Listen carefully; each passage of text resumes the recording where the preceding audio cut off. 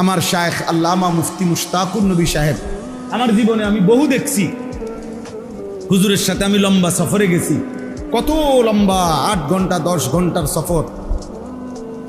যখনই হুজুরের সাথে কোনো গল্প করতে চাইছি, গল্প এই মনে করেন এমনি গল্প, তার বাজে কথা না, প্রয়োজনীয় কথাই মনে করেন তো এমনের কি গল্পর আকারে, যখনই হুজুরে দেখে গল্প জোরাইতে আছি, মানে গল্পের বাইল করছি মাত্র, হুজুর সাথে সাথে বলে, মৌলানা 10 বার কুল হু আল্লাহ পড়লে জান্নাতে একটা ঘর হয়, চলেন কয়টা ঘর বানাই।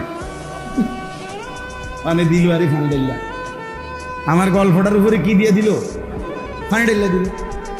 এইটা হুজুরের কথা, 10 বার কুল হু আল্লাহ পড়লে কি হয়, জান্নাতে একটা ঘর হয়। কয় চলেন দুজনে কয়টা ঘর বানাই, মানে জান্নাতে।